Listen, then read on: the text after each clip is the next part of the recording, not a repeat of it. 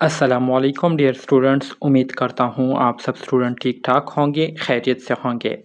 Dear students, आज की इस वीडियो में हम BSN थर्ड सेमेस्टर के सब्जेक्ट पैथोफिजियोलॉजी का यूनिट नंबर 1 जो कि हमारे साथ इंट्रोडक्शन टू पैथोफिजियोलॉजी है, इसका आज हम यूनिट नंबर 2 डिस्कस करेंगे और इसको समझने की कोशिश करेंगे।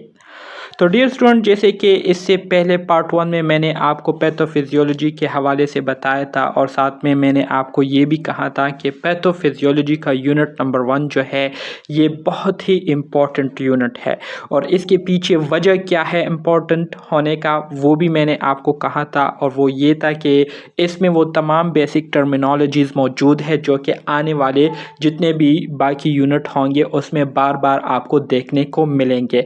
तो बहुत ज़्यादा ज़रूरी है कि अगर इस यूनिट को आप लोग सही तरह से समझे, इस चीज़ को सही तरह से आप अंडरस्टैंड करें, तो आने वाले जितने भी यूनिट है वो फिर आपके लिए इंतहाई आसान होंगे और आपको किसी किस्म का मसला फिर इसमें नहीं होगा। तो डियर स्टूडेंट, पिछले क्लास में मैंने आपको पैथोलॉजी के हवाले से बताया था, पैथोफिजियोलॉजी के हवाले से मैंने आपको बताया था। पैथोलॉजी के हवाले से मैंने आपको ये कहा था कि पैथोलॉजी से मुराद ये है कि ये हमारे साथ साइंस की वो ब्रांच है जिसमें हम क्या करते हैं, जिसमें हम उन तमाम एबनॉर्मेलिटीज़ के हवाले से बात करते हैं, चाहे वो स्ट्रक्चरल एबनॉर्मेलिटीज़ हो या वो फंक्शनल एबनॉर्मेलिटीज़ हो, लेकिन किस वजह से वो काज़ हुई हो, किसी पैथोजन की वजह से काज़ हुई हो, इसके पीछे जो है कि माइक्रो ऑर्गेनिज्म इन्वॉल्व हो। तो इस तरह के स्ट्रक्चरल और फंक्शनल एबनॉर्मेलिटीज़ के बारे में जब हम मुताला करते हैं तो इसको हम क्या कहते हैं, पैथोलॉजी कहते हैं। बहुत ही सिंपल अल्फाज में मैंने आपको ये सारी चीज़ें जो है डिफ़ाइन की थी, ठीक है। तो आज के यूनिट में हम वही से स्टार्ट करेंगे जहाँ से हमने इसको छोड़ा था। मतलब यह है कि the relation amongst pathophysiology and other sciences, हमारे साथ पैथोफिजियोलॉजी से रिलेटेड दूसरे जो हमारे साथ टर्म्स है, जो साइंस है, ठीक है, उसका आपस में क्या रिलेशनशिप है, पैथोफिजियोलॉजी के साथ उसका क्या ताल्लुक है, तो इस पर हम थोड़ी सी रोशनी डालेंगे। यहाँ पर डियर स्टूडेंट्स, अगर हम देखें बायोलॉजी की अगर हम बात करें तो बायोलॉजी तो आप सबको पता है कि इसका एक बहुत ही गहरा ताल्लुक है पैथोफिजियोलॉजी के साथ। बायोलॉजी से मुराद क्या है, बायोलॉजी से मुराद study of living organism. Living organism के बारे में जब हम स्टडी करते हैं तो इसको हम बायोलॉजी कहते हैं, ठीक है। So pathological processes begin frequently at the cellular level. आप सबको पता है कि हमारे साथ जितने भी पैथोलॉजिकल प्रोसेसेस होते हैं, ठीक है, मतलब ये है कि जितने भी माइक्रो ऑर्गेनिज्म होते हैं तो वो जब भी पैथोजेनेसिस को प्रोड्यूस करते हैं, पैथोजेनेसिस प्रोसेस को स्टार्ट करते हैं, तो उसकी शुरुआत जो है सेलुलर लेवल से ही होती है, ठीक है, सेल से ही उसकी शुरुआत होती है। माइक्रो ऑर्गेनिज्म डायरेक्ट आके आपके हार्ट सिस्टम पर या आपके रिस्पायरेटरी सिस्टम पर अटैक नहीं करते, कि सबसे पहले वो एक आपके बॉडी के एक हिस्से पर अटैक करते हैं जिसके ज़रिए वो आपकी बॉडी में एंट्री लेता है। एंट्री लेने के बाद फिर वो सेल्स पर अटैक करते हैं और सेल्स पर अटैक करने के बाद सेल्स के अंदर वो फिर अपने रेप्लिकेशन प्रोसेस करते हैं और इसी तरह से जितने भी सेलुलर फंक्शन होते हैं उसको आहिस्ता आहिस्ता एबनॉर्मलाइज करते चले जाते हैं और इस तरह से एबनॉर्मेलिटीज़ जो है वो पैदा होना शुरू हो जाती है। तो बायोलॉजी का जो है पैथोफिजियोलॉजी के साथ एक बहुत ही गहरा ताल्लुक है, ठीक है। वो कैसे हैं वो ऑलरेडी मैंने अभी आपको बताया कि सेलुलर लेवल पर जो है पैथोलॉजिकल प्रोसेसेस की क्या होती है, शुरुआत होती है, ठीक है। इसी तरह से अगर हम एनाटॉमी और हिस्टोलॉजी की बात करें तो एनाटॉमी हिस्टोलॉजी में सबसे पहले एनाटॉमी की अगर हम बात करें तो स्ट्रक्चर लेवल पर हम जब बात करते हैं, स्ट्रक्चर लेवल पर जब हम स्टडी करते हैं उसको हम एनाटॉमी कहेंगे।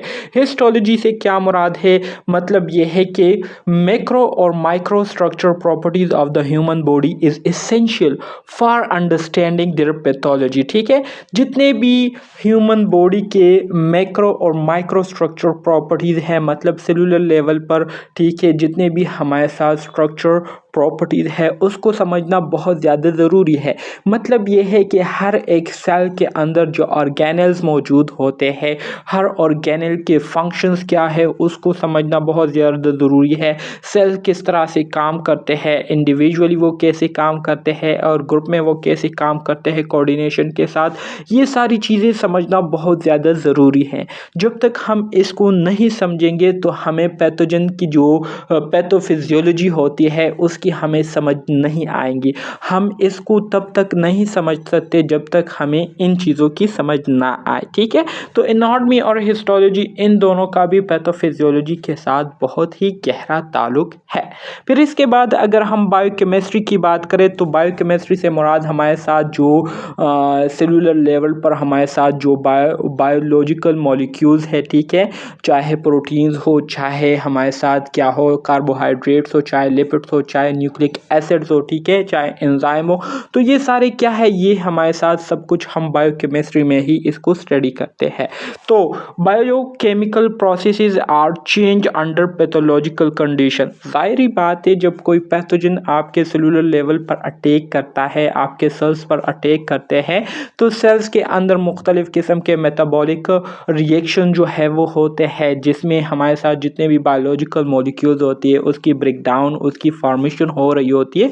तो अगर एक पैथोजन किसी सेल के फंक्शंस को अफेक्ट करता है तो ऑटोमेटिकली उस सेल में जितने भी बायोलॉजिकल मॉलिक्यूल की जो प्रोसेसेस हो रही होती है तो वो भी एबनॉर्मल हो जाती है और फिर उस तरह से काम नहीं होता जैसे कि पहले होता था। तो बायोकेमिस्ट्री का पैथोफिजियोलॉजी के साथ एक गहरा ताल्लुक है। इसी तरह से अगर हम बायोफिजिक्स की बात करें तो biophysical properties of cells, tissues and organ determines their structure and functional characteristics। जितने भी हमारे साथ बायोफिजिकल प्रॉपर्टीज है सेल्स के, ठीक है, तो इनके जो स्ट्रक्चर्स होते हैं, इनके जो फंक्शनल करेक्टरिस्टिक्स होते हैं, तो ये हम क्या करते हैं बायोफिजिक्स में ही स्टडी करते हैं। ठीक है, तो ये सारी चीज़ें समझना बहुत ज़्यादा ज़रूरी है। जब तक हम इसको समझेंगे नहीं तब तक हम पैथोफिजियोलॉजी को नहीं समझ सकते। इसी तरह से फिजियोलॉजी की अगर हम बात करें तो फिजियोलॉजी के सिंपल अल्फाज में मतलब study about function of something, किसी चीज़ के फंक्शंस के बारे में जब हम मुताला करते हैं, स्टडी करते हैं, तो इसको हम फिजियोलॉजी कहते हैं। ठीक है, so first we have to understand the functions of the healthy tissues, organs and system of the body, then we are able to distinguish pathological functions. ठीक है, जाहिर बात है जब तक हम किसी भी टिश्यू, किसी भी सेल, किसी भी ऑर्गन, किसी भी सिस्टम के फंक्शन को नहीं समझेंगे तब तक हमें पता नहीं चलेगा कि आया जो प्रोसेसेस हमारे बॉडी में हो रहे हैं तो आया ये नॉर्मल है या एबनॉर्मल है। जब आपको इन टिश्यू, सेल, ऑर्गन, सिस्टम के फंक्शंस के बारे में पता चलेगा तो फिर उसके बाद आप आसानी से मालूम कर सकते हैं कि आया ये सिस्टम, ये सेल्स, ये टिश्यू जो है ये नॉर्मली परफॉर्म कर रहे हैं या पैथोजन की वजह से इसके फंक्शन इफेक्ट हो चुके हैं, मुतासिर हो चुके हैं। तो बहुत ज़्यादा गहरा ताल्लुक है इन टर्म्स का पैथोफिजियोलॉजी के साथ। फिर इसी तरह से अगर हम पैथोलॉजिकल एनाटॉमी की बात करें तो पैथोलॉजिकल एनाटॉमी से मुराद ये है कि पैथोजन की वजह से, पैथोजन की अटैक की वजह से हमारे सेल्स, टिश्यूज़, ऑर्गन्स के जो स्ट्रक्चर होते हैं उसमें जो एबनॉर्मल चेंजेस आती है, ठीक है, उसमें जो एबनॉर्मेलिटीज़ आती है, तो इसके बारे में जब हम स्टडी करते हैं तो इसको हम पैथोलॉजिकल एनाटॉमी कहते हैं। So to understand the micro structural and macro structural changes under pathological conditions helps to understand functional changes and vice versa. जाहिर बात है कि पैथोजन की वजह से माइक्रोस्कोपिक और मैक्रोस्कोपिक लेवल पर जो स्ट्रक्चर में एबनॉर्मल चेंजेस आई हुई होती है तो इसको समझने के बाद ही हम समझ सकते हैं कि किस तरह से इसके फंक्शन में जो है एबनॉर्मल चेंजेस आई हुई है। सही है, इसी तरह से माइक्रोबायोलॉजी और इम्यूनोलॉजी की अगर हम बात करें तो माइक्रो का तो आप सबको पता है कि स्टडी अबाउट माइक्रो ऑर्गेनिज्म, जितने भी हमारे साथ माइक्रोस्कोपिक ऑर्गेनिज्म होते हैं जिसको हम नेक्ड आई से नहीं देख सकते, जिसको देखने के लिए हमें माइक्रोस्कोप की کی ضرورت پڑتی ہے، ٹھیک ہے۔ تو اس طرح کے آرگنزم کے بارے میں جب ہم مطالعہ کرتے ہیں تو اس کو ہم مائکرو بایولوجی کہتے ہیں، ٹھیک ہے۔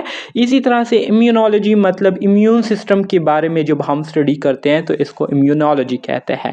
تو جتنے بھی ہمارے ساتھ مائکرو آرگنزم ہوتے ہیں، ٹھیک ہے، اور اس مائکرو آرگنزم کے اگینسٹ ہمارا امیون سسٹم کس طرح سے رسپونس دیتا ہے، ان مائکرو آرگنزم کے جو ٹاکسیسٹی ہے اس کو ختم کرنے کے لیے، اس مائکرو آرگنزم کے جو بیڈ ایفیکٹس ہوتے ہیں اس کو ختم کرنے کے لیے، تو جب تک ہم اس کو نہیں سمجھیں گے تب تک ہم پیتھوفزیولوجی کو انڈرسٹینڈ نہیں کر سکتے، اور جب ہم پیتھوفزیولوجی کو نہیں انڈرسٹینڈ کریں گے تو پھر ہم کسی بھی پیشنٹ کی جو ایب نارمل کنڈیشن ہے اس کو ہم دوبارہ سے نارملائز نہیں کر سکتے۔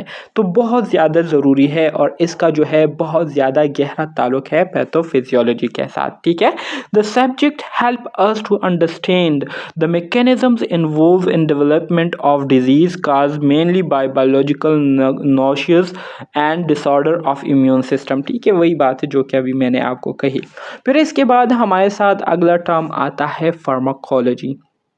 فارما کا بھی آپ کو پتہ ہے کہ فارماکولوجی سے مراد یہ ہے کہ اسٹڈی اباؤٹ ڈرگس کے بارے میں ہم جب اسٹڈی کرتے ہیں ڈرگ میں، پھر ہم دو چیزوں کو مینلی اسٹڈی کرتے ہیں، ایک ہمارے ساتھ ہوتا ہے فارماکو کائنیٹک اور ایک ہوتا ہے فارمیکو ڈائنیمک۔ فارمیکو کائنیٹک سے مراد یہ ہے کہ جب آپ کوئی ٹیبلٹ لیتے ہیں، جب آپ کوئی ڈرگز لیتے ہیں، کوئی انجیکشن لیتے ہیں، کوئی میڈیسن لیتے ہیں، تو وہ جب آپ کی باڈی میں اندر چلی جاتی ہے، آپ کے اسٹمک میں چلی جاتی ہے اور اسٹمک سے پھر انٹسٹائن میں جاتی ہیں، تو جیسے ہی وہ آپ کی باڈی میں انٹر ہوتی ہے تو آپ کی جو باڈی ہے، آپ کا جو جسم ہے، وہ اس ٹیبلٹ کے ساتھ کیا کرتی ہے، وہ اس ٹیبلٹ کی میٹابولزم کیسے کرتی ہے، اس ٹیبلٹ کو جو ہے نا پھر پوری باڈی میں ڈسٹریبیوٹ کیسے کرتی ہے، ٹھیک ہے، ٹارگیٹ سائٹ تک اس کو کیسے پہنچاتی ہے، اور جو ویسٹ مٹیریل ہوتا ہے تو آپ کی باڈی اس ویسٹ مٹیریل کو کیسے باڈی سے ایکسکریٹ کرتی ہے، ایلیمینیٹ کرتی ہے۔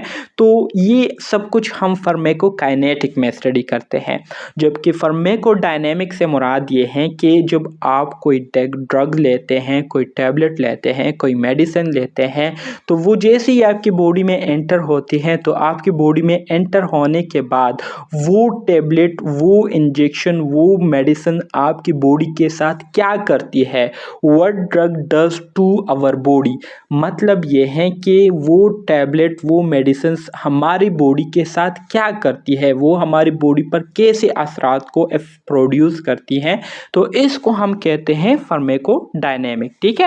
سو فارماکولوجی جو ہے یہ بہت زیادہ ضروری ہے کسی بھی قسم کی ڈیزیز کو اب نارملائز کرنے کے لیے، کسی بھی قسم کی ڈیزیز کو نیوٹرلائز کرنے کے لیے، ٹھیک ہے۔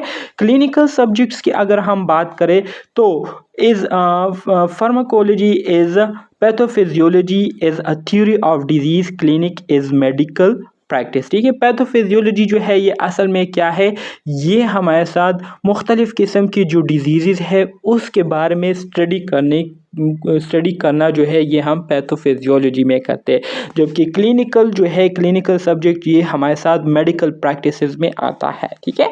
اس کے بعد ہیومنسٹک سبجیکٹس کی اگر ہم بات کریں تو اس میں ہمارے ساتھ سائیکالوجی، ایتھکس، سوشیولوجی اور اینتھروپولوجی، یہ چاروں چیزیں جو ہے آتی ہیں، ٹھیک ہے۔ سائیکولوجیکل اینڈ سوشل فیکٹر جو ہے یہ ایک بہت ہی امپورٹنٹ رول پلے کرتے ہیں کسی بھی قسم کے ڈیزیز کو ڈیولپڈ کرنے میں۔ تو یہ کیسے امپورٹنٹ رول پلے کرتے ہیں یہ انشاءاللہ آنے والے یونٹس میں پھر آپ کو ڈیٹیل کے ساتھ میں آپ کو بتاؤں گا، لیکن ابھی کے لیے صرف آپ لوگوں کو اتنا پتہ ہونا چاہیے کہ جتنے بھی ٹرمز ہم نے ابھی تک ڈسکس کیے ہیں ان کا جو ہے پیتھوفزیولوجی کے ساتھ بہت گہرا تعلق ہے۔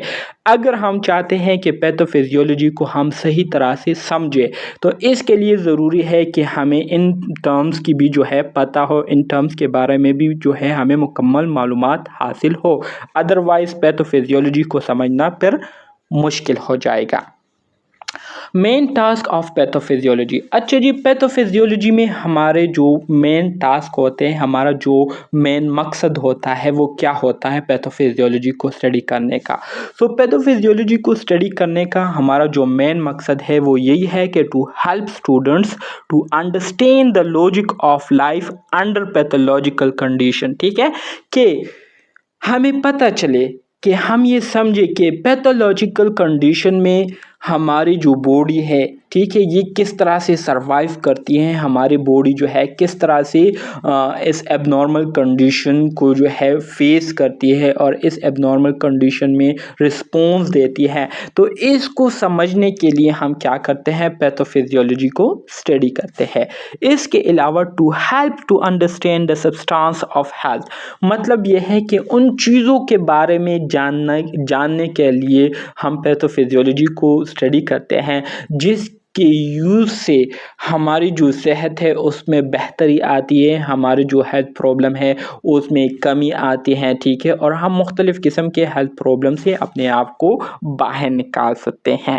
To teach mechanism of disease, اسی طرح سے پیتھوفیزیولوجی کو ہم اس مقصد کے لیے بھی اسٹڈی کرتے ہیں کہ ہمیں پتہ چلے کہ کیسے ایک مائکرو آرگنزم اپنے ہوسٹ پر اٹیک کر کے اس ہوسٹ کی باڈی میں انٹر ہوتے ہیں اور انٹر ہونے کے بعد وہ کیسے ایک سیل پر اٹیک کر کے اس کو اپنے قابو میں کرتی ہے اور اس سے پھر اپنے ریپلیکیشن کرتی ہے اور ریپلیکیشن کرنے کے بعد پھر مزید دوسرے سیلز پر اٹیک کر کے پوری ہیومن باڈی فنکشنز کو کیا کرتی ہے، متاثر کرتی ہے، ایب نارملائز کرتی ہے.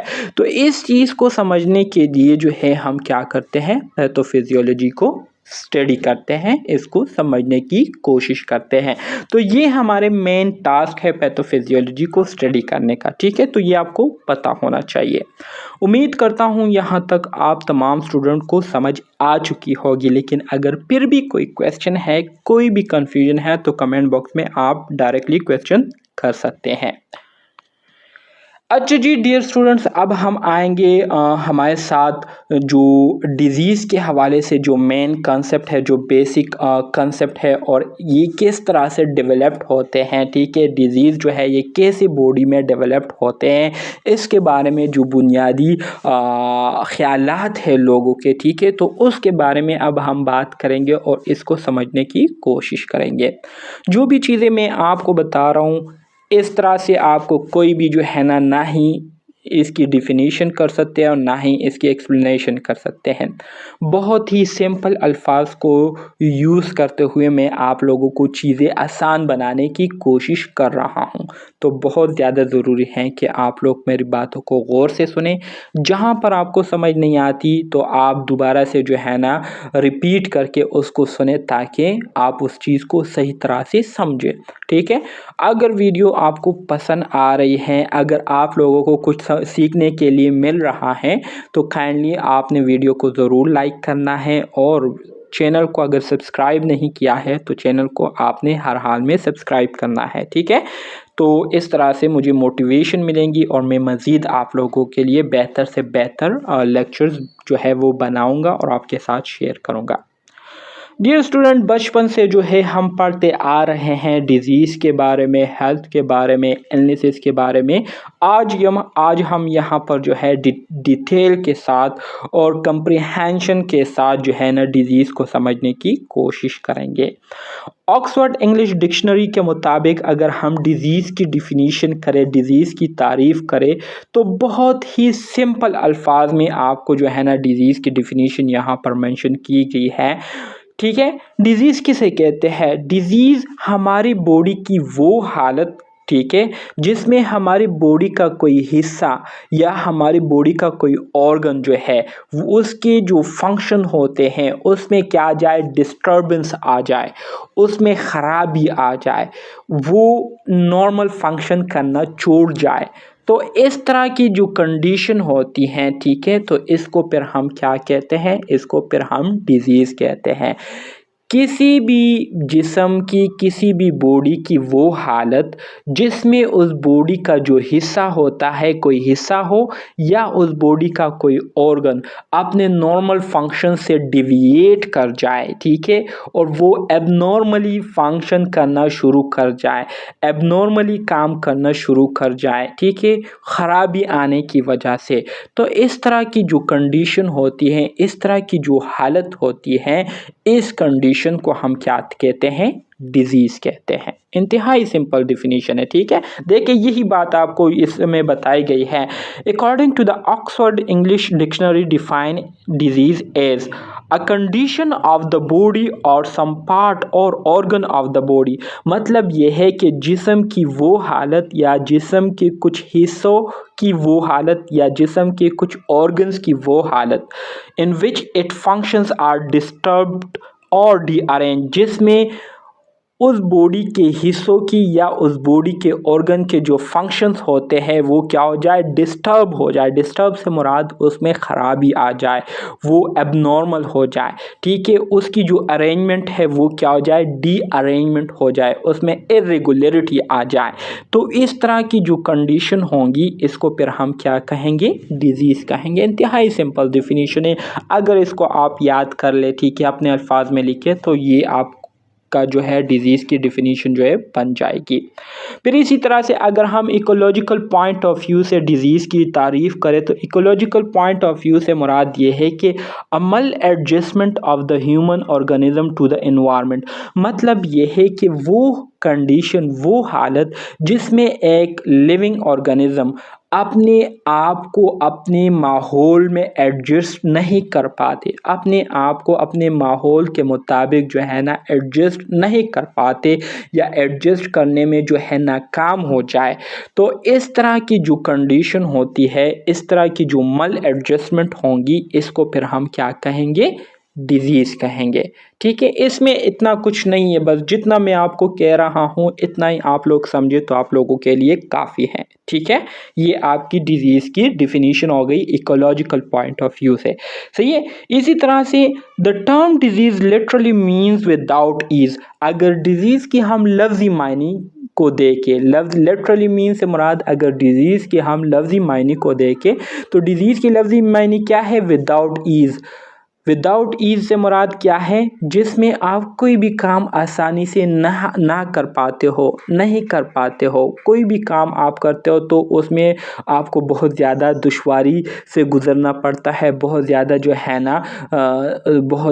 है ना हार्डशिप फेस करने पड़ते हैं, तो इसको कहते हैं disease. Opposite of ease when something is wrong with body function. जब हमारे बॉडी के फंक्शन के साथ कुछ बुरा हो रहा हो, उसमें कोई ख़राबी आई हो, तो इसको हम क्या कहेंगे? इसको हम डिजीज़ कहेंगे। तो उम्मीद करता हूँ ये जो 3 डिफिनीशन मैंने आप लोगों को डिजीज़ के बताए हैं, इसकी आप लोगों को समझ आ गई होगी। लेकिन अगर फिर भी आप लोगों को कन्फ्यूजन हो रही है तो काइंडली आप लोग कमेंट में पूछ सकते हैं। बार बार मैं आपको ये कह रहा हूँ, ठीक है। तो कमेंट में आप लोगों ने ज़रूर फिर पूछना होगा अगर समझ नहीं आई हो। अच्छा जी, यहाँ पर हम बात करते हैं डिजीज़ एटियोलॉजी की। डिजीज़ एटियोलॉजी के मतलब क्या है? मतलब ये है कि हमारे बॉडी के फंक्शन में जो डिस्टर्बेंस आई हुई होती है, जो ख़राबी आई होती हैं, तो इसके पीछे क्या वजह है? तो इसको हम कहते हैं डिजीज़ एटियोलॉजी। डिजीज़ की एटियोलॉजी के बारे में जब हम स्टडी करते हैं तो इसको कहते हैं डिजीज़ एटियोलॉजी, ठीक है। Aetiology basically means what are the possible cause for the disease. Aetiology का बुनियादी मतलब क्या है? एटियोलॉजी का बुनियादी मतलब, एटियोलॉजी से मुराद क्या है? एटियोलॉजी से मुराद काज को कहते हैं, वजह। अगर बॉडी के फंक्शन में ख़राबी आई है तो इसके पीछे क्या वजह है, तो उस वजह के बारे में जब हम स्टडी करते हैं, ठीक है, जानने की कोशिश करते हैं, तो इसको हम क्या कहते हैं? एटियोलॉजी कहते हैं, ठीक है। एटियोलॉजिकल फैक्टर्स की अगर हम बात करें, मतलब वो तमाम बातें जो कि किसी भी किस्म की बॉडी के फंक्शन में डिस्टर्बेंस को काज करने में रोल प्ले करती है, तो उसको हम एटियोलॉजिकल फैक्टर्स कहते हैं। So the factor that causes the disease and determine the clinical feature of the disease, ठीक है। तो उसमें हमारे साथ उसको हम क्या कहते हैं, उसको हम एटियोलॉजिकल फैक्टर्स कहते हैं। Etiological factors include predisposing and precipitating factor which contribute to the onset of disease. अब यहाँ पर दो टर्म यूज़ हुए हैं, देखिए दो टर्म्स यहाँ पर यूज़ हुए हैं। एक हमारे साथ है प्रीडिस्पोजिंग फैक्टर। प्रीडिस्पोजिंग फैक्टर से मुराद ये है कि जो रिस्क फैक्टर्स होते हैं, ठीक है, जिसकी मौजूदगी की वजह से कोई भी लिविंग ऑर्गेनिज्म जो है ना उसमें डिजीज़ होने का खदशा हो, उसको हम कहते हैं प्रीडिस्पोजिंग फैक्टर।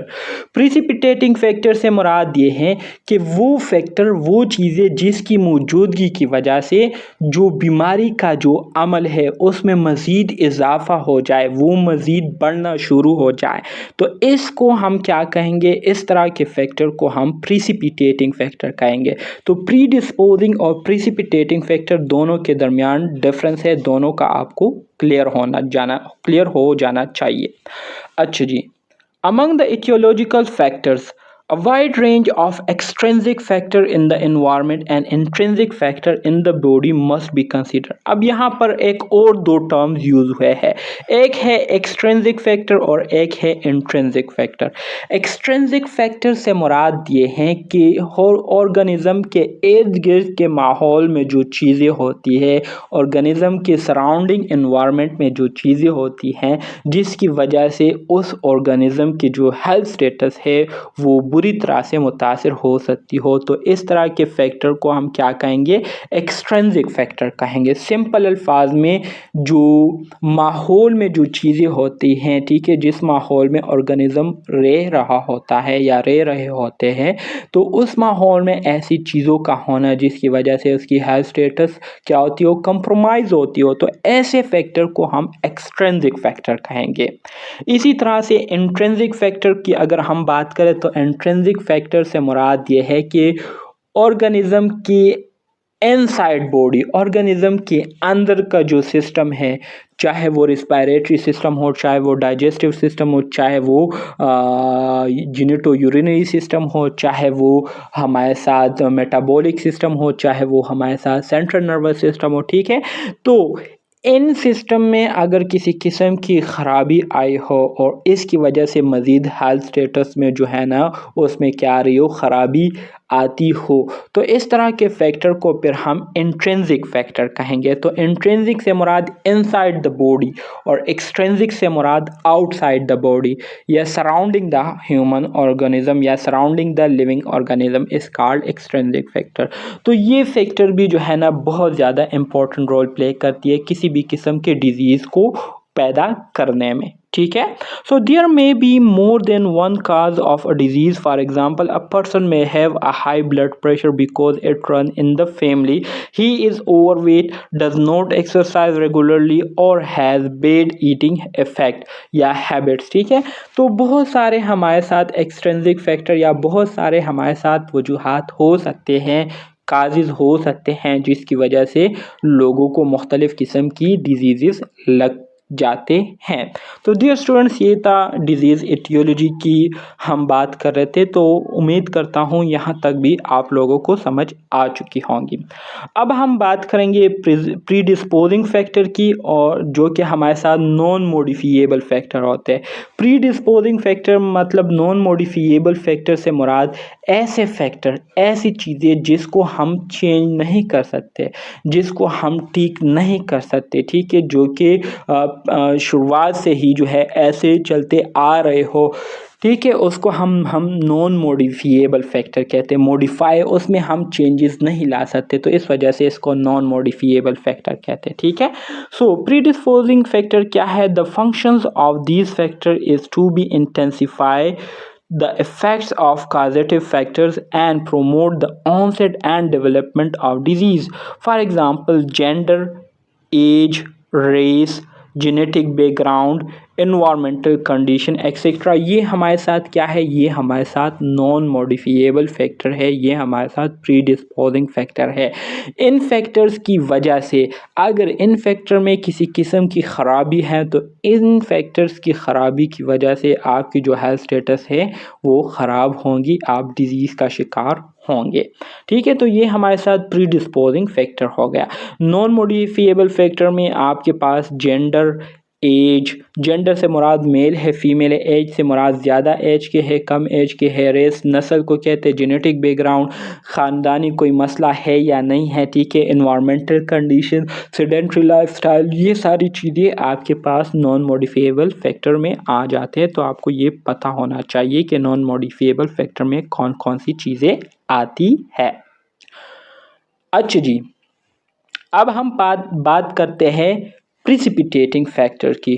پریسپیٹیٹنگ فیکٹر کا میں نے ابھی آپ کو بتایا تھا کہ وہ فیکٹر جو کہ بیماری کو بڑھانے میں کام کرتی ہو، اس کو مزید بڑھانے میں کیا کرتی ہو، رول پلے کرتی ہو، تو ایسے فیکٹر کو ہم پریسپیٹیٹنگ فیکٹر کہتے ہیں۔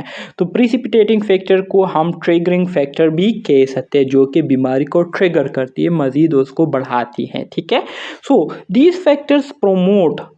these factor promotes the development of disease and influences the timing of illness onset. For example, emotional changes ہو گئے، temperature, exercise are the پریسپیٹیٹنگ factor for angina, ٹھیک ہے۔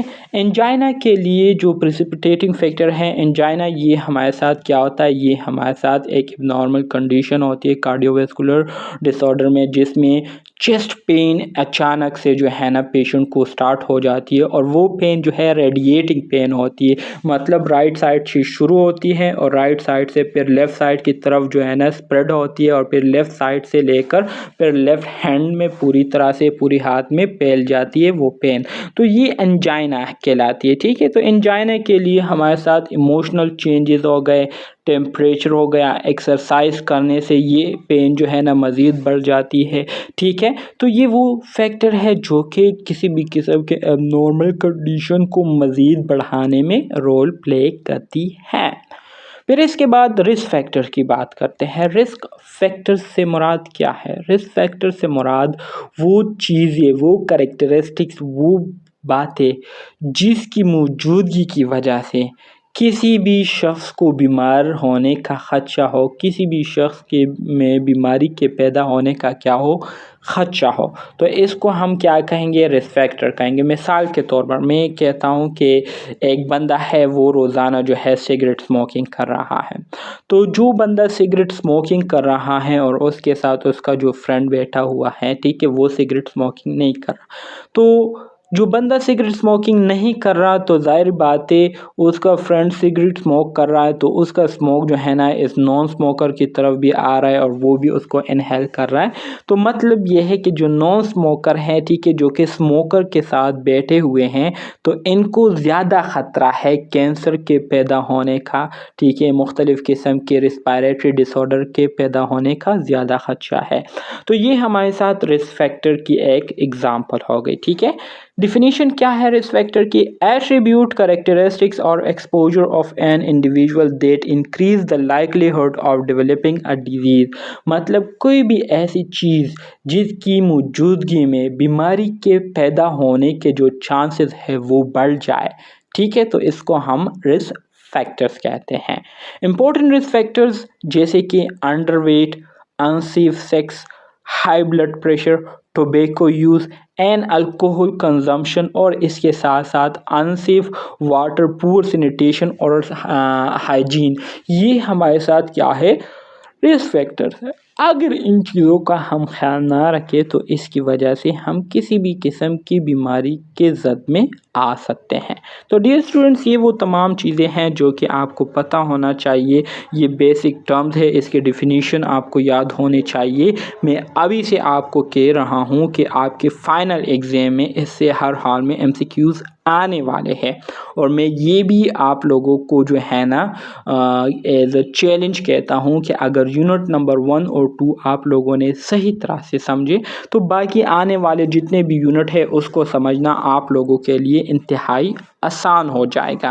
تو اس کو آپ صحیح طرح سے سمجھنے کی کوشش کریں، جہاں پر آپ کو سمجھ نہ آئے تو آپ ڈائریکٹلی کویسچن کر سکتے ہیں، کانٹیکٹ کر کے پوچھ سکتے ہیں، کچھ بھی کر کے مجھ سے پوچھ سکتے ہیں، ٹھیک ہے۔ Aetiological classification of disease. اچھا جی، ایٹیولوجیکل بیس پر جو ہے نا ڈیزیز کی کلاسیفیکیشن ہوئی ہے کہ مختلف وجوہات کی وجہ سے جو بیماریاں کاز ہوتی ہیں تو اس کی کلاسیفیکیشن ہوئی ہے، جس میں پہلی جو ہمارے ساتھ کلاس آتی ہے وہ ہے انہیریٹڈ یا فیملیل ڈیزیز. انہیریٹڈ اور فیملیل کی سمپل الفاظ میں اس کا مطلب یہ ہے کہ وہ بیماریاں جو کہ خاندانی طور پر مطلب جنریشن ٹو جنریشن جو ہے آ رہی ہو، ٹھیک ہے، تو اس طرح کی بیماریوں کو ہم انہیریٹڈ یا فیملیل ڈیزیزز کہتے ہیں. یوزولی کم فرام ون اور both parent. Note all of these diseases are inherited. سم میں آکر فرام انوائرمنٹل انفلوئنسز. ٹھیک ہے، for example every one in the family get سک فرام دا واٹر.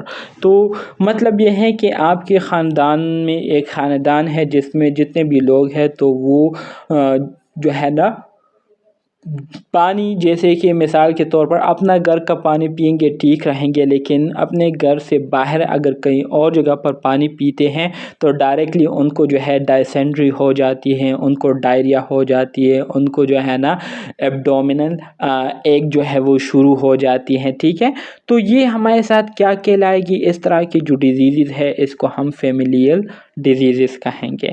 ٹھیک ہے، پھر اس کے بعد ہمارے ساتھ جو دوسرا ٹرم آتا ہے، جو دوسری کلاس آتی ہے ایٹیولوجیکل ڈیزیزز کی، وہ ہے کانجینیٹل.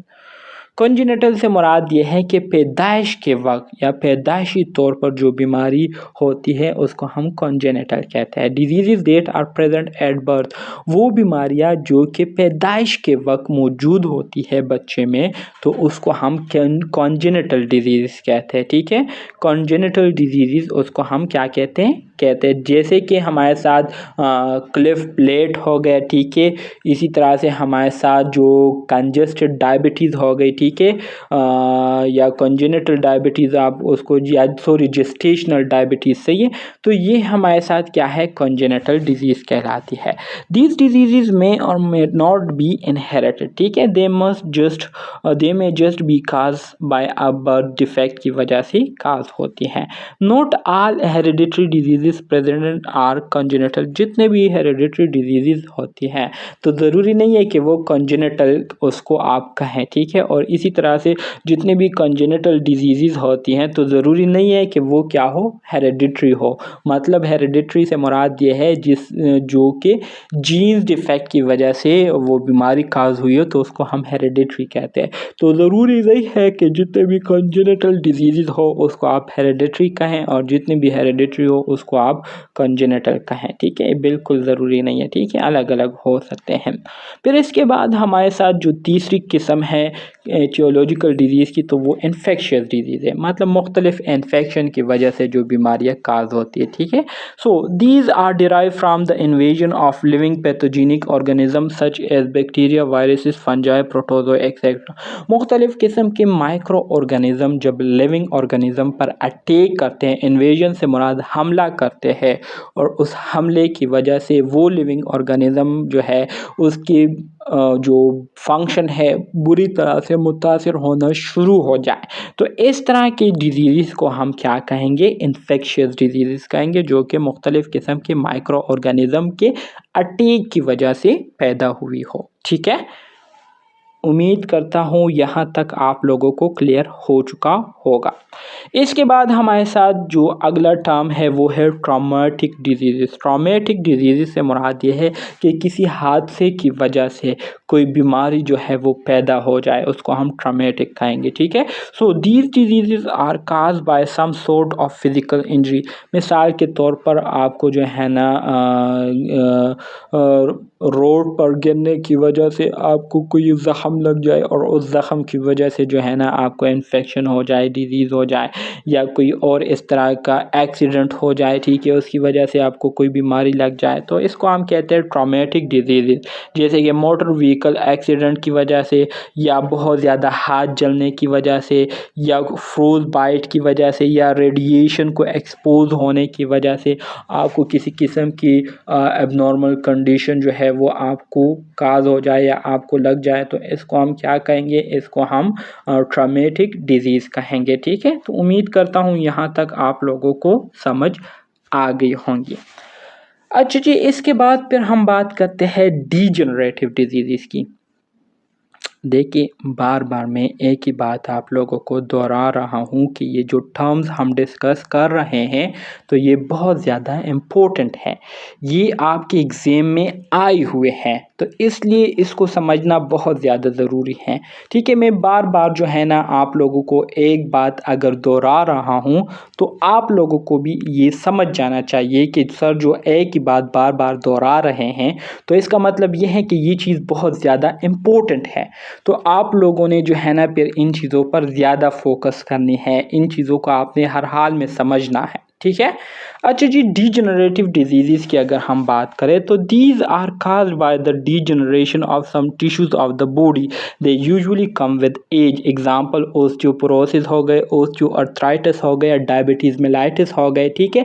ये क्या है, ये डीजनरेटिव डिजीज़ है। मतलब ये है कि उम्र के गुजरने के साथ साथ हमारे बॉडी के कुछ टिश्यूज़ ऑर्गन जो है वो अपने फंक्शन को जो है ना नॉर्मली करना छोड़ जाए, वो जो है ना अपने फंक्शन से डिविएट कर जाए, क्यों, उम्र के बढ़ने की वजह से, ठीक है। तो इस तरह के जो डिजीज़ होंगे फिर इसको हम डीजनरेटिव डिजीज़ कहेंगे। जैसे कि ओस्टियोपोरोसिस में जो बोन्स डेंसिटी है वो टाइम के साथ कम होना शुरू हो जाते हैं, क्यों, क्योंकि हमारे बोन्स में मौजूद जो ओस्टियोक्लास्ट सेल्स होते हैं वो हमारे बोन्स के अंदर मौजूद जो स्टोर कैल्शियम होता है तो उसको गुरेतना शुरू कर देता है, उसको बोन से बाहर निकालना शुरू कर देते हैं, जिसकी वजह से हमारे जो बोन्स होते हैं उसमें पोर्स बनना शुरू हो जाते हैं, उसमें छोटे छोटे सुराख बनना शुरू हो जाते हैं और अंदर से हमारे बोन्स खोखले होना शुरू हो जाते हैं, कमज़ोर होना शुरू हो जाते हैं, जिसकी वजह से आसानी से फिर बोन्स जो है वो फ्रेजाइल हो जाते हैं, टूट जाते हैं, नाजुक हो जाते हैं, ठीक है। और ओस्टियोआर्थराइटिस से मुराद ये है कि जो हमारे बोन्स के दरमियान में जो जॉइंट्स होते हैं, ठीक है, तो उन जॉइंट्स में इन्फ्लेमेशन का हो जाना। इन्फ्लेमेशन क्यों होती है, क्योंकि उसमें हमारे साथ जो मेम्ब्रेन होता है, ठीक है, तो वो ख़त्म हो जाते हैं, जिसकी वजह से जॉइंट्स एक दूसरे के साथ फ्रैक्शन करते हैं, जिसकी वजह से इन्फ्लेमेशन काज हो जाती है।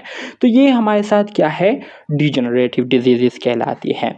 इम्यूनोलॉजिक डिजीज़ की अगर हम बात करें, इम्यूनोलॉजिक डिजीज़ की, ठीक है, इम्यूनोलॉजिक डिजीज़ की अगर हम बात करें तो this is when the disease causes an exaggerated or low response by the immune system against the invasion of foreign antigens, for example Grave disease हो गए, HIV हो गए, SLE हो गए, तो ये हमारे साथ मुख्तलिफ़ किस्म के क्या है, डिजीज़ है, ठीक है।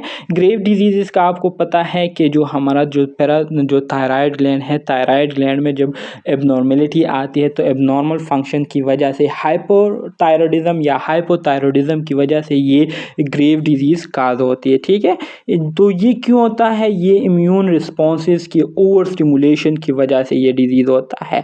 इसी तरह से HIV में हमारा इम्यून सिस्टम अपने ही बॉडी सेल्स पर अटैक करना शुरू कर देते हैं, ठीक है, और इस तरह से एक डिजीज़ काज कर लेते हैं जिसको हम एड्स कहते हैं, AIDS acquire immuno deficiency syndrome, HIV human immuno deficiency virus, ठीक है। तो इसकी वजह से एड्स का होता है और ये हमारे साथ इम्यूनोलॉजिक डिजीज़ में आते हैं।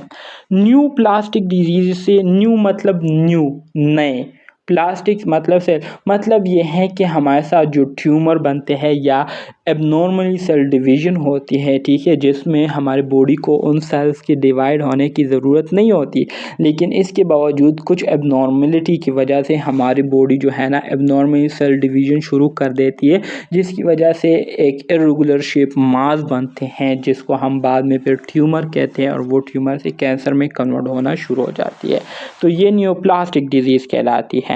These diseases are caused by abnormal cell growth in the body that can lead to benign or malignant tumor। benign से मुराद ये है जो कि एक ही जगह पर होते हैं और malignant से मुराद ये है जो कि मेटास्टेटिक होते हैं। मेटास्टेटिक से मुराद ये है कि एक जगह से दूसरी जगह जो है ना वो जाते हैं और पूरी बॉडी में इस तरह से स्प्रेड आउट हो जाते हैं, पूरी बॉडी को जो है ना वो मुतासिर कर देते हैं, ठीक है। फिर इसी तरह से मेटाबॉलिक डिजीज़ की अगर हम बात करें तो the disease occur because of some disturbance in the metabolic processes in the body. हमारे बॉडी में मेटाबॉलिक प्रोसेसेस में किसी भी किस्म की एबनॉर्मल اب نارملٹی آ جائے، کسی بھی قسم کی ڈسٹربنس اس میں آ جائے تو اس ڈسٹربنس کی وجہ سے ہماری میٹابولک پروسیسز جو ہے وہ صحیح طرح سے کام نہ کرے، تو اس طرح کے ڈیزیز کو پھر ہم کیا کہیں گے؟ میٹابولک ڈیزیزز کہیں گے، جیسے کہ ڈائبٹیز میلائٹس ہو گئے، ٹھیک ہے۔ مولیکولر ڈیزیزز ہیں، تو مولیکولر ڈیزیزز کا مطلب یہ ہے کہ وہ بیماریاں جو کہ defect in a single مولیکول in the body, ہمارے باڈی کے مولیکول، ایک مولیکول میں کیا آ جائے؟ خرابی آ جائے، جیسے کہ نیوکلک ایسڈ میں خرابی کا آنا، جیسے کہ پروٹینز کا صحیح طرح سے نہ بننا، ٹھیک ہے، یا ہمارے ساتھ جو کاربوہائیڈریٹس ہے اس کا صحیح طرح سے نہ بننا، ٹھیک ہے، یا اس کی صحیح طرح سے میٹابولزم نہ ہونا، تو یہ کیا ہے؟ یہ مولیکولز ہے، ٹھیک ہے۔ تو یہ بایو مولیکولز میں خرابی آنے کی وجہ سے جو ڈیزیزز کاز ہوتے ہیں اس کو ہم مولیکولر ڈیزیزز کہیں گے۔ So many of these diseases are genetic, ٹھیک ہے، جیسے کہ سکل سیل انیمیا ہو گیا، ٹھیک ہے۔ سکل سیل انیمیا مطلب یہ ہے کہ ایک تو اس میں ہمارے ساتھ جو بلڈ والیوم ہوتا ہے وہ اس میں کم ہو جاتا ہے، دوسرا یہ ہے کہ ہمارے جو سیل کا شیپ ہوتا ہے تو وہ سکل لائک ہو جاتا ہے۔ ویسے تو آپ لوگوں نے دیکھا ہوگا کہ ہمارا جو سیل کا شیپ ہوتا ہے وہ سرکولر ڈائفرام کی طرح ہوتا ہے، ٹھیک ہے۔ سیکل سیل شیپ جو ہے وہ ایسے ہوتا ہے، مطلب چاند کی طرح، اس طرح سے شیپ ہوتا ہے، جس کی وجہ سے پھر جگہ جگہ پر بلڈ کلوٹ بننے کے جو چانسز ہے وہ بڑھنا شروع ہو جاتے ہیں۔ تو سیکل سیل انیمیا یہ ہمارے ساتھ ایک مولیکولر ڈیزیز ہے، ٹھیک ہے۔ اسی طرح سے سائیکوجینک ڈیزیزز کی اگر ہم بات کریں، سائیکوجینک سے مراد ایسی بیماریاں جس کی وجہ سے جو سائیکولوجیکل فنکشن ہوتے ہیں وہ کیا ہو جاتے ہیں؟ اب نارمل ہو جاتے ہیں۔ تو اس طرح کی ڈیزیز کو ہم کیا کہتے ہیں؟ سائیکوجینک ڈیزیزز کہتے ہیں، ٹھیک ہے۔ امید کرتا ہوں یہاں تک آپ کو سمجھ آ گئی ہوگی۔ So physical diseases cause by emotional اور mental stress, emotional mental stress کی وجہ سے جو ہے نا مختلف قسم کے جو فزیکل ڈیزیزز کاز ہوتے ہیں، تو اس طرح کے ڈیزیزز کو ہم سائیکوجینک ڈیزیزز کہتے ہیں۔ The mind changes the body psychology, physiology, that body part break down, for example ulcer, asthma etcetera, ٹھیک ہے۔ دیکھیں، اگر آپ کو یاد ہو تو میں نے آپ لوگوں کو پہلے بھی بتایا تھا کہ ہمارے جو بیہیویئر ہے یہ ڈیپینڈ کرتے ہیں دو چیزوں پر، ایک ہمارے تھاٹ پروسیسز ہیں، ٹھیک ہے، اور دوسرے ہمارے ایموشن ہیں۔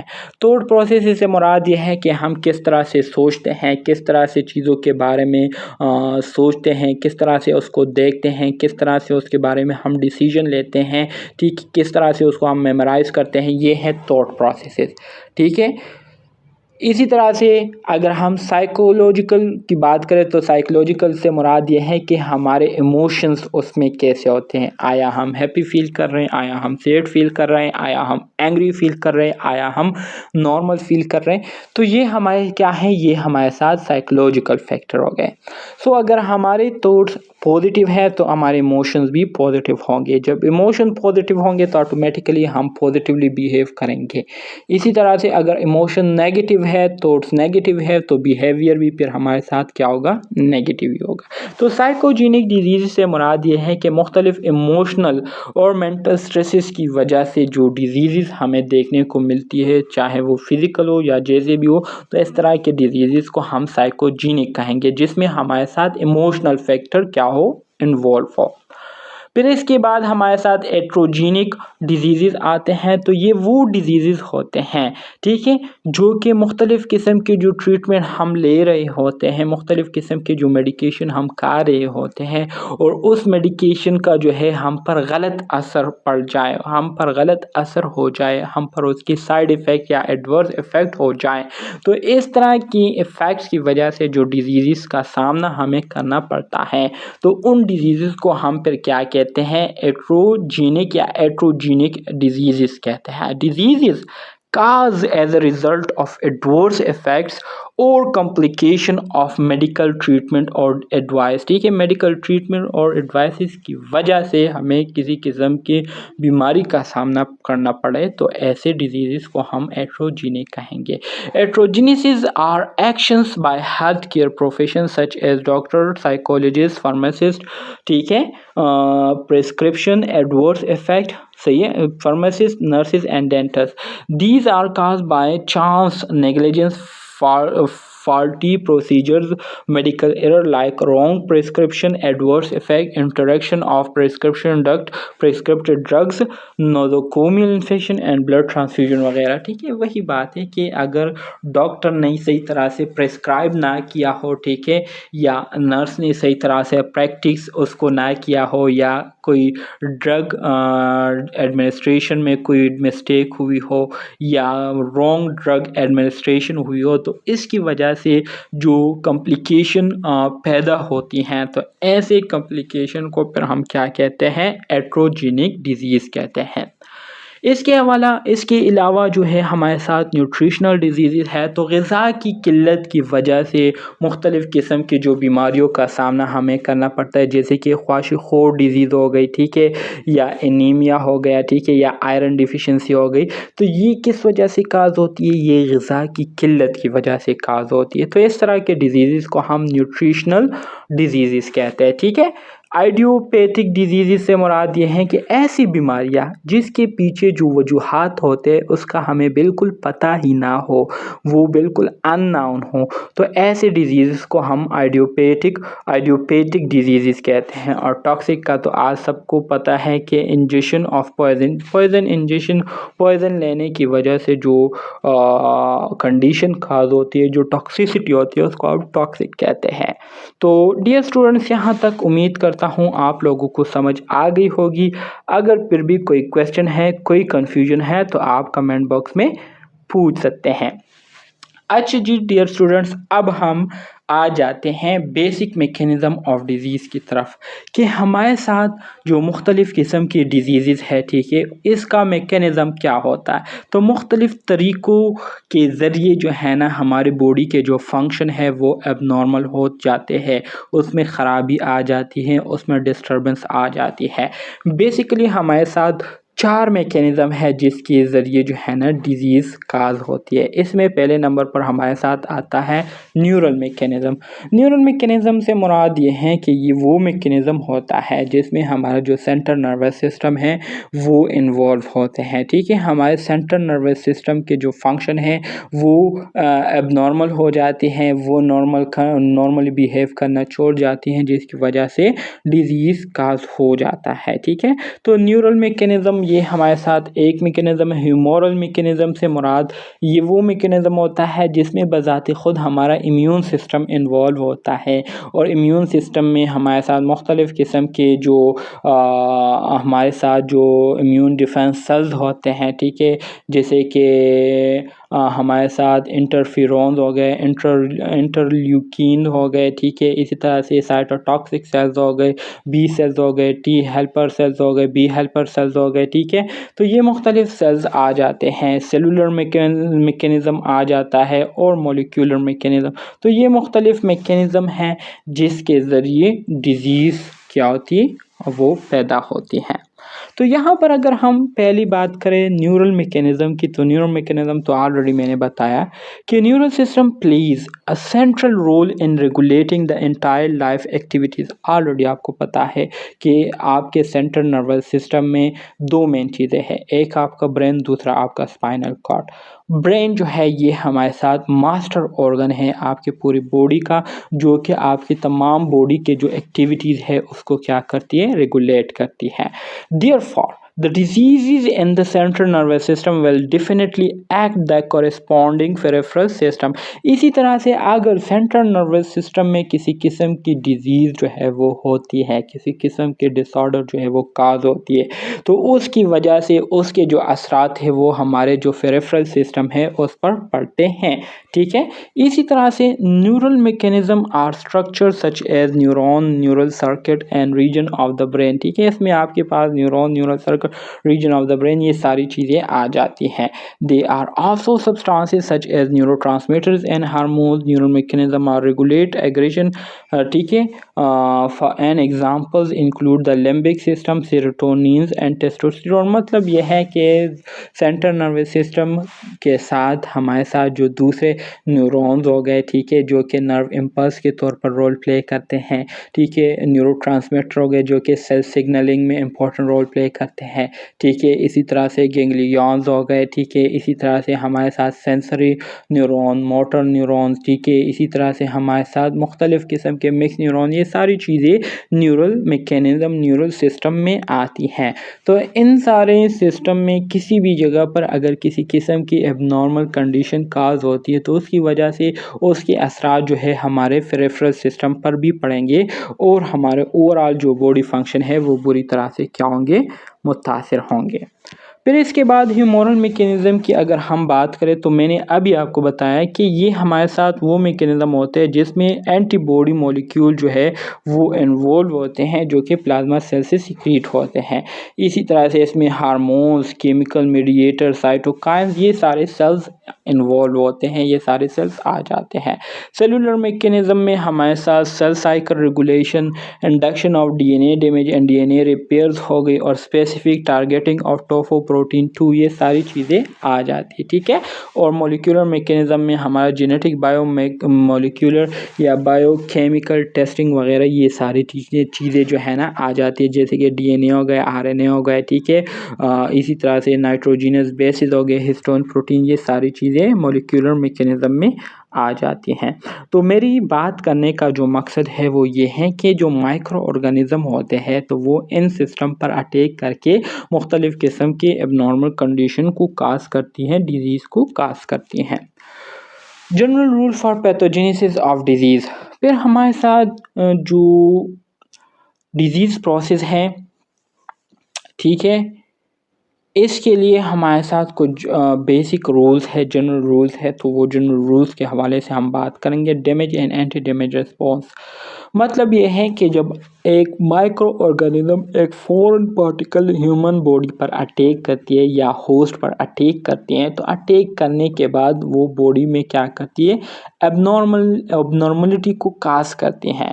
تو اس ایبنارملٹی کی کاز ہونے کی وجہ سے اس ہوسٹ کا جو اپنا امیون سسٹم ہوتا ہے تو ظاہر بات ہے وہ بھی اس ہوسٹ پہ ہی موجود ہوتی ہیں، تو ان کو جب پتہ چلتا ہے تو وہ پھر کیا کرتے ہیں، اس فورن پارٹیکل کے اگینسٹ اپنا رسپانس شو کرتے ہیں، اپنے ریئیکشن جو ہے وہ شو کرتے ہیں، جس کے ذریعے یا تو وہ اس فورن پارٹیکل کو مکمل طور پر کل کر دیتے ہیں یا خود اس کا شکار بن جاتے ہیں۔ تو یہ کنڈیشن پر ڈیپینڈ کرتی ہے، ٹھیک ہے۔ تو ڈیمیج اور اینٹی ڈیمیج رسپانس سے مراد یہی ہے، ٹھیک ہے۔ Damages are usually made when a variety of harmful results are taken in the body, ٹھیک ہے۔ During this process, anti-damage responses are also induced in the body to restore the normal situation. ظاہری بات ہے، وہی میں نے آپ کو ابھی بتایا کہ ایک فورن پارٹیکل جب کسی باڈی پر اٹیک کرتا ہے اس میں ایب نارملٹی کو پیدا کرنے کے لیے، ٹھیک ہے، جب ایب نارملٹی پروسیس شروع ہوتی ہے تو ہمارے باڈی کو پتہ چل جاتی ہے کہ فورن پارٹیکل آیا ہے اور اس طرح سے وہ ہمارے باڈی کے فنکشن کے ساتھ گڑبڑ کر رہا ہے۔ تو اس چیز سے بچنے کے لیے پھر ہماری باڈی بھی اس کو کیا کرتی ہے، اس کے رسپانس کو ریٹیلیٹ کرتی ہے، ٹھیک ہے، اس کو کیا کرتی ہے، ریٹیلیٹ کرتی ہیں، اس کے اگینسٹ کام کرتی ہیں۔ تو اس کے اگینسٹ کام کرنے کے لیے ہمارے امیون سسٹم میں اپنے سیلز موجود ہیں جو کہ اس کو رسپانس دیتے ہیں۔ اگر اس کو ختم کرنے میں یہ کامیاب ہوتے ہیں تو ہمارے جو سیل ڈیمیج ہوئے ہوتے ہیں اس کی دوبارہ سے ریپیئرنگ ہوتی ہے، اس کو دوبارہ سے ریپیئر کر دیا جاتا ہے، ہماری باڈی اس کو ریپیئر کر دیتی ہے۔ پریویلنس، اچھا جی، دو طرح کے ٹرمز ہمارے پاس یوز ہوتے ہیں یہاں پر، ایک ہوتا ہے انسیڈنس، ایک ہوتا ہے پریویلنس۔ انسیڈنس سے مراد یہ ہے کہ آپ کسی کمیونٹی وزٹ کرتے ہیں اور وہاں وزٹ کرنے کے بعد جو ہے نا اگلے دن آپ اسٹڈی سٹارٹ کرتے ہیں، اور اسٹڈی سٹارٹ کرنے کے دوران، ریسرچ سٹارٹ کرنے کے دوران آپ کو نئے نئے کیسز جو ہے دیکھنے کو ملتے ہیں، نئے نئے بیماریاں جو ہے آپ کو رپورٹ ہوتی ہے کہ یہ بیماری آج ہوئی ہے، یہ بیماری جو ہے نا صبح کو ہوئی تھی، یہ بیماری جو ہے نا دوپہر کو ہوئی تھی، اس سے پہلے نہیں تھی، لیکن جیسے آپ وہاں پر گئے تو آپ کو رپورٹ ہونا شروع ہوئے۔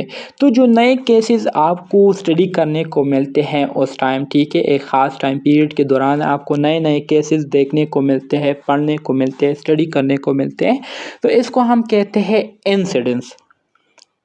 اس کے علاوہ ہمارے ساتھ ایک اور ٹرم یوز ہوتا ہے جس کو ہم کیا کہتے ہیں، प्रेवलेंस कहते हैं। प्रेवलेंस से मुराद ये है कि आपकी कम्युनिटी विजिट करने से पहले ही वो बीमारी उस कम्युनिटी में मौजूद होती है। आपके रिसर्च स्टार्ट करने से पहले ही एक बीमारी जो है कम्युनिटी में मौजूद हो तो उसको हम क्या कहेंगे, उसको हम प्रेवलेंस कहेंगे, ठीक है। So the proportion of people who have the disease मतलब existing cases plus new cases over the total population for a given time period, एक ख़ास टाइम पीरियड के लिए जो है ना क्या हो, एक ख़ास टाइम पीरियड के लिए पहले से ही बीमारियां जो है ना वहाँ पर मौजूद हो तो इसको हम क्या कहेंगे, प्रेवलेंस कहेंगे, ठीक है। सो प्रेवलेंस में हमारे साथ पी रिप्रेजेंट है, पी के ज़रिए हम प्रेवलेंस को रिप्रेजेंट करते हैं। Quantifies the number of existing cases of disease in a population during a period of time, एक ख़ास टाइम पीरियड के लिए जो है ना पहले से बीमारियां जो कम्युनिटी में मौजूद होती हैं तो उसको हम क्या कहेंगे, प्रेवलेंस कहेंगे, जिसको हम पी से रिप्रेजेंट करते हैं। सो पी क्या है, number of existing cases of disease divided by number in total population, मतलब ये है कि आपके पास पी जो है ये क्या है, नंबर ऑफ एग्जिस्टिंग केसेस है और ये कैपिटल एन जो है ये आपके पास क्या है, ये आपके पास टोटल पॉपुलेशन है, ठीक है। अच्छा जी, यहाँ पर फिर आपको एक एग्ज़ाम्पल दी गई है, कहते हैं कि एक शहर है जिसमें सिटी ए है, एक सिटी है जिसका नाम ए है, ठीक है। उसमें तकरीबन पॉपुलेशन क्या है 7000 पीपल विद अर्थराइटिस ऑन 1 जून 2012 में जो है ना 7000 पीपल 7000 लोगों को जो है ना अर्थराइटिस की बीमारी थी। फिर इसी तरह से उस पॉपुलेशन की जो सिटी ए है, ठीक है, उसकी टोटल पॉपुलेशन कितनी है 70,000 है। तो नंबर ऑफ एग्जिस्टिंग केसेस आपके पास क्या है 7000 है, 7000 को डिवाइड करो 70,000 पर, ठीक है। तो ये 3 0 कट गए, 3 0 कट गए, तो ये आपके पास आ गया 0.7 आपके पास आता है। 0.7 को आप क्या करो, 0.7 को अगर आप 0.7 नहीं 0.1 आ जाते हैं, इसको अगर आप 100 के साथ 100% तो आपके पास आता है 10%। तो मतलब ये है कि इस पॉपुलेशन की जो प्रेवलेंस रेट है वो क्या है 10% है, मतलब 10% पहले से ही लोग जो है ना अर्थराइटिस बीमारी के शिकार है, तो इसको हम कहते हैं प्रेवलेंस, ठीक है। उम्मीद करता हूँ यहाँ तक आप लोगों को समझ आ गई होगी। फिर इसके बाद हम बात करते हैं इथियोलॉजी की। ऑलरेडी हम डिस्कस कर चुके हैं तो दोबारा से डिस्कस करने की ज़रूरत नहीं है, ठीक है।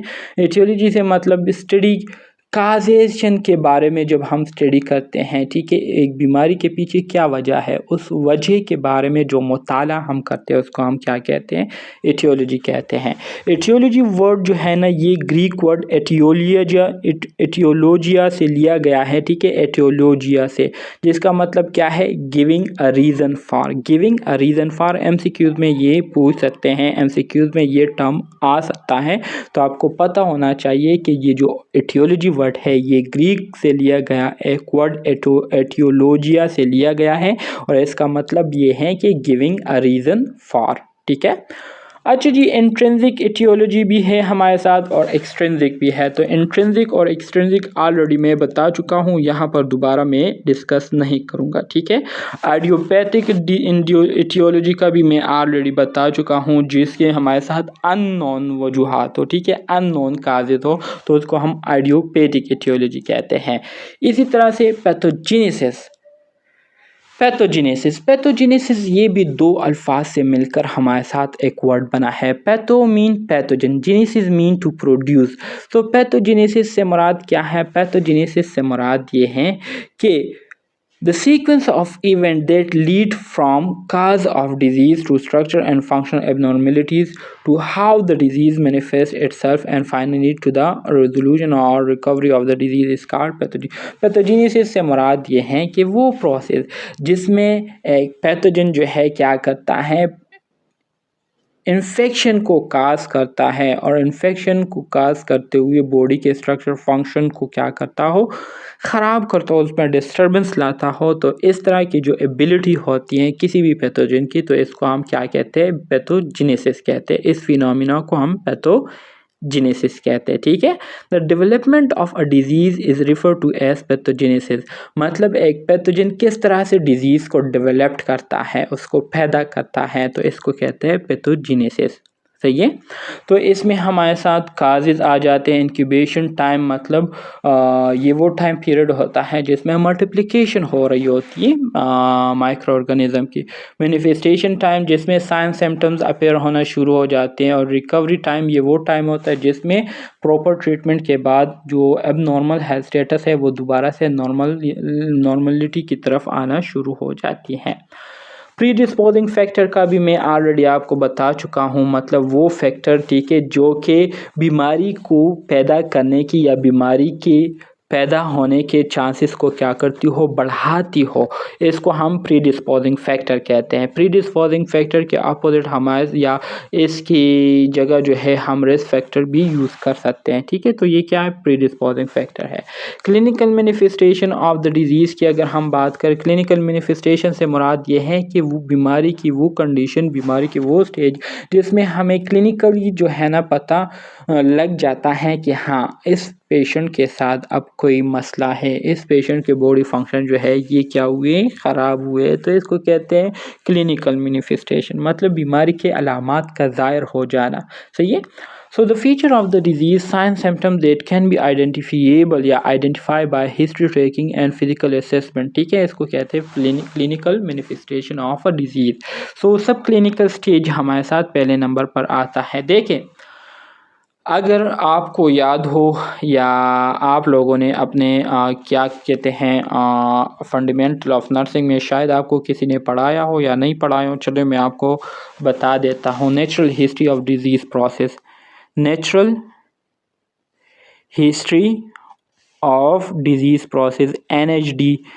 NHD N stand for natural, H stand for history اور D stand for disease. تو natural history of disease process ہمیں یہ کہتی ہے کہ اگر کوئی بیماری جو ہے نا کسی کو لگ جائے اور اس بیماری کا علاج ہم نہ کریں ٹھیک ہے صحیح طرح سے، تو پھر وہ بیماری یا تو خود بخود اس کی ریکوری ہوگی یا وہ بیماری اس بیماری کی وجہ سے بندہ جو ہے ریہیبلیٹیشن کا شکار ہوگا یا اس بیماری کی وجہ سے وہ بندہ جو ہے نا اس کی کیا ہو جائے گی، ڈیتھ ہو جائے گی. تو اس کے ہمارے ساتھ ٹوٹل 4 سٹیجز ہے. ٹھیک ہے، پہلا جو سٹیج ہے ہمارے ساتھ، پہلا سٹیج کیا ہوتا ہے، پہلا سٹیج ہمارے ساتھ سٹیج آف سسیپٹیبلٹی ہوتا ہے جس کو میں SS سے ریپریزنٹ کروں گا. ٹھیک ہے، سٹیج آف سسیپٹیبلٹی. دوسرا سٹیج جو ہے وہ ہمارے ساتھ کیا ہوتا ہے، انکیوبیشن پیریڈ ہوتا ہے. ٹھیک ہے، یا سٹیج آف سب کلینکل آپ اس کو کہہ سکتے ہیں، سٹیج آف سب کلینکل. ٹھیک ہے، سٹیج آف سب کلینکل یا اس کو ہم انکیوبیشن. تیسرا سٹیج جو ہے اس کو ہم کیا کہتے ہیں، سٹیج آف کلینکل کہتے ہیں. ٹھیک ہے، ایک سٹیج آف کلینکل کہتے ہیں. پھر اس کے بعد ہمارے ساتھ جو چوتھا سٹیج ہے اس کو ہم سٹیج آف ریکوری ٹھیک ہے یا سٹیج آف کیا کہتے ہیں، ریہیبلیٹیشن یا سٹیج آف ڈیتھ کہتے ہیں. صحیح ہے. تو سب سے پہلے آپ دیکھیں یہ جو سٹیج آف سسیپٹیبلٹی ہوتا ہے یہ ہمارے ساتھ وہ سٹیج ہوتا ہے جس میں for the first time host اور ایجنٹ کے درمیان میں انٹریکشن ہو رہی ہوتی ہے. ہوسٹ اور agent for the first time ایک دوسرے کو ایکسپوز ہوئے ہوتے ہیں اور ایجنٹ جو ہے وہ ہوسٹ پر اٹیک کرتا ہے. تو یہ ہمارے ساتھ کیا کہلاتا ہے، سٹیج آف سسیپٹیبلٹی کہتے ہیں. اس کو ہم لیٹنٹ پیریڈ بھی کہتے ہیں. ٹھیک ہے، اس کو ہم لیٹنٹ پیریڈ بھی کہتے ہیں جس میں for the first time host اور ایجنٹ کے درمیان انٹریکشن ہوتی ہے. پھر اس کے بعد دوسرا سٹیج ہمارے ساتھ آتا ہے انکیوبیشن پیریڈ یا سٹیج آف سب کلینکل. ٹھیک ہے، سٹیج آف سب کلینکل. صحیح ہے. تو سب کلینکل سٹیج جو ہے یہ انکیوبیشن پیریڈ والا سٹیج ہوتا ہے. مطلب یہ ہے کہ وہ سٹیج ہوتا ہے جس میں جو ایجنٹ ہے وہ ہوسٹ کے سیلز پر اٹیک کر کے اس میں اپنی جو ملٹیپلیکیشن یا ریپلیکیشن پروسیس ہے اس کو شروع کر دیتی ہیں اور اس وقت تک جو ہے یہ اپنے آپ کو ریپلیکیٹ کرتی رہتی ہے جب تک اس بیماری کی پہلی علامت جو ہے اس ہوسٹ میں ظاہر نہ ہو جائے.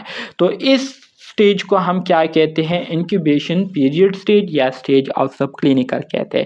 آپ کو بتاتا چلوں کہ سٹیج آف سب کلینکل جو ہے نا یہ وہ سٹیج ہوتا ہے جس میں کسی قسم کی بیماری کے علامات جو ہے نا پیشنٹ میں ابھی ظاہر نہیں ہوئے ہوتے. ٹھیک ہے، اسی طرح سے ہمارے ساتھ फिर तीसरा जो स्टेज आता है वो है clinical stage, stage of clinical. ठीक है, क्लिनिकल स्टेज वो स्टेज होता है जिसमें फॉर द फर्स्ट टाइम उस डिजीज़ के जो साइन सिम्टम्स है वो पेशेंट में ज़ाहिर होना शुरू हो जाते हैं, और इस तरह से इसके बाद फिर हम इसके लिए प्रॉपर ट्रीटमेंट वगैरह जो है स्टार्ट करते हैं, टेस्ट वगैरह, डायग्नोस्टिक टेस्ट वगैरह करते हैं। ठीक है, अच्छा जी, जो सब क्लिनिकल स्टेज है, तो सब क्लिनिकल स्टेज में हम मुख्तलिफ़ किस्म की बीमारियों का पता जो है ना किस टेस्ट के ज़रिए लगा सकते हैं, स्क्रीनिंग टेस्ट के ज़रिए जो है ना हम मुख्तलिफ़ किस्म की बीमारियों का पता जो है वो लगा सकते हैं स्क्रीनिंग टेस्ट के ज़रिए। ठीक है, जबकि जो क्लिनिकल स्टेज होता है इसमें हम डायग्नोस्टिक टेस्ट करते हैं, डायग्नोस्टिक टेस्ट के ज़रिए जो है ना हम क्या करते हैं,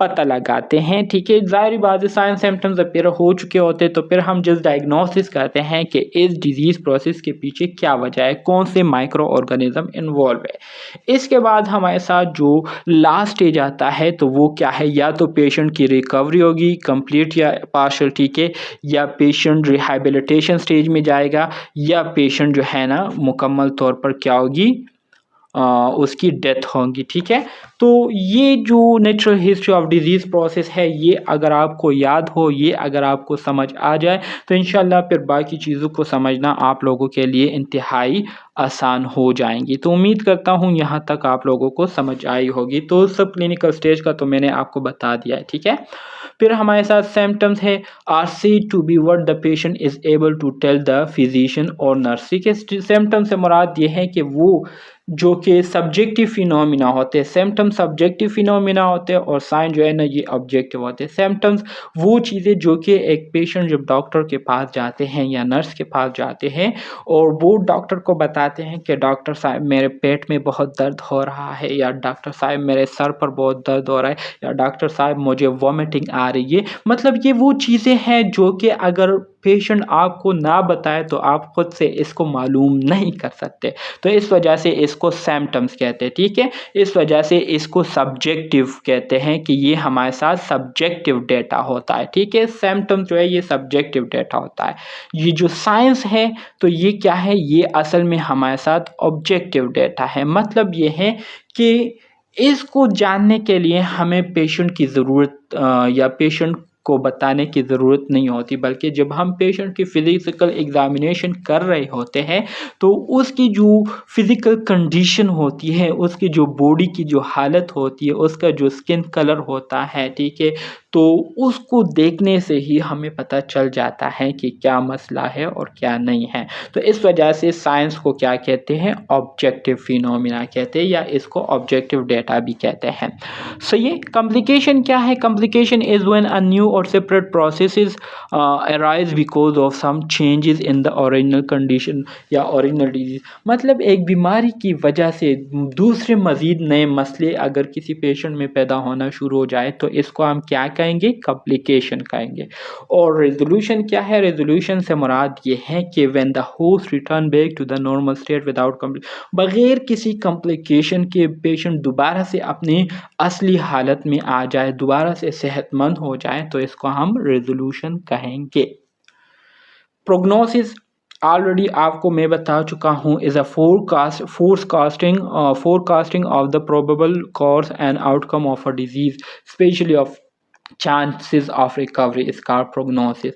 आउटकम मतलब the course of a disease varies. ठीक है, कि हमने जो मुख्तलिफ ट्रीटमेंट वगैरह की होती है तो उसका आउटकम हमें मुख्तलिफ मिलता है, या तो बंदा ठीक हो जाता है या नहीं होता। कंप्लीट रिकवरी जिसमें मुकम्मल तौर पर पेशेंट जो है रिकवर कर जाता है। इनकम्प्लीट रिकवरी से मुराद ये है कि पेशेंट रिहैबिलिटेशन स्टेट में चला जाता है, बीमारी उसकी ख़त्म हो जाती है लेकिन बीमारी के जो असरात है वो फिर भी मौजूद होते हैं। ठीक है, उसके अलामात जो है ना उसमें फिर भी नज़र आते हैं, तो इसको इनकम्प्लीट रिकवरी कहते हैं। डेथ की अगर हम बात करें तो डेथ की डिफिनीशन क्या है, the cessation of heart beat and respiration are usually use as the criterion या क्राइटेरियन ऑफ डेथ, क्या है, sorry, criterion of death of the body. ठीक है, नज़र नहीं आ रहा था इसलिए गलत प्रोनाउंस कर दिया। Cessation of heart beat and respiration मतलब ये है हम डेथ किसे कहते हैं, मौत की डिफिनीशन क्या है, موت کی ڈیفینیشن یہ ہے کہ وہ کنڈیشن جس میں ایک بندہ جو ہے نا سانس لینا بند کر دے اور اس کا جو ہارٹ بیٹ ہے، اس کا جو دل دھڑک رہا ہوتا ہے وہ دھڑکنا بند کر جائے، ٹھیک ہے، تو اس کو ہم کیا کہتے ہیں؟ اس کو ہم ڈیتھ کہتے ہیں۔ Traditional death occur in the following stages, ٹھیک ہے، اس کے علاوہ اگر ہم ڈیتھ کی کامنلی بات کریں تو یہ 4 اسٹیجز پر مشتمل ہوتا ہے، ٹھیک ہے، 4 اسٹیجز پر مشتمل ہوتا ہے۔ ایگونل سٹیج، ایگونل سٹیج کیا ہے؟ Tissue changes that occur immediately before death, vascular congestion, pulmonary oedema, foreign material ایسپائریشن etcetera, ٹھیک ہے۔ ایگونل سٹیج مطلب یہ وہ سٹیج ہوتا ہے جو کہ موت کے ہونے سے پہلے جو ہے نا آپ کو اس بندے میں نظر آنا شروع ہو جاتی ہے، جیسے کہ اس کا سکن کا جو ہے نا مرجھا جانا، اس میں الاسٹیسٹی کا ختم ہو جانا، ٹھیک ہے، اسی طرح سے ویسکولر کنجیشن کا ہو جانا، ٹھیک ہے، پلمونری ایڈیما کا ہو جانا، صحیح ہے، یہ فورن مٹیریل ایسپائریشن جو ہے نا، جو فورن مٹیریل ہیں وہ باہر منہ سے باہر نکلنا شروع ہو جاتے ہیں، ناک سے باہر نکلنا شروع ہو جاتے ہیں۔ سٹیج آف کلینکل ڈیتھ، تو کلینکل ڈیتھ میں کیا ہوتا ہے؟ تمام جو وائٹل باڈی فنکشنز ہوتے ہیں وہ مکمل طور پر زیرو ہو جاتے ہیں، ہارٹ ریٹ کا زیرو ہو جانا، پلس ریٹ کا زیرو ہو جانا، ٹھیک ہے، اسی طرح سے ٹیمپریچر کا آہستہ آہستہ کول ہو جانا، کم ہو جانا، اسی طرح سے ہمارے ساتھ جو پلس ریٹ ہے اس کا سٹاپ ہو جانا، یہ کیا ہے؟ بلڈ پریشر کا جو ہے نا بالکل سٹاپ ہو جانا، تو یہ کیا ہے کہ وہ جو وائٹل سائن ہوتے ہیں اس میں بالکل جو ہے نا کمی آنا شروع ہو جاتی ہے اور بالکل سٹاپ ہو جاتی ہے۔ The heart stop batting, lungs ceases to function, ٹھیک ہے، ریسپائریشن سٹاپ ہو جاتی ہے، برین ایکٹیویٹی جو ہے نا وہ بالکل ختم ہو جاتی ہے۔ اسٹیج آف بایولوجیکل ڈیتھ میں کیا ہوتا ہے؟ Biological death of patient main death of tissues of the kidney tissues جو ہے نا اس کا ڈیتھ ہو جانا، ہارٹ کے ٹیشوز کا ڈیتھ ہو جانا، لنگس کے ٹیشوز کا، برین کے ٹیشوز کا، جتنے بھی آرگنز ہیں وہ تمام اس کے ٹیشوز کیا ہو جاتی ہے؟ ڈیتھ ہو جاتی ہے۔ اور brain death, the function of the cerebrum and brain stem stop for ever, اسی طرح سے جو سیریبرم اور برین کے جو مختلف پارٹس ہوتے ہیں اس کے فنکشن جو ہے نا ہمیشہ کے لیے اسٹاپ ہو جاتے ہیں، تو اس کو کہتے ہیں برین ڈیتھ، ٹھیک ہے۔ اچھا جی، کرائٹیریا فار برین ڈیتھ، تو اس کے لیے کرائٹیریا کیا ہے؟ ارریورسیبل کوما، پیشنٹ بالکل ارریورسیبل کوما میں چلا جاتا ہے جس کے بعد کبھی بھی وہ کسی قسم کی موومنٹ نہیں کر سکتا۔ رسپائریشن جو ہے نا خود بخود سپونٹینیس رسپائریشن کا سٹاپ ہو جانا، ٹھیک ہے، موومنٹ کا بالکل سٹاپ ہو جانا، سیفیلک ریفلیکسز مطلب آئی موومنٹ ہو گئی، سینس آف سمیل ہو گئی، سینس آف ٹیسٹ ہو گئی، سینس آف ہیئرنگ ہو گئی، یہ سارے بالکل ختم ہو جاتے ہیں۔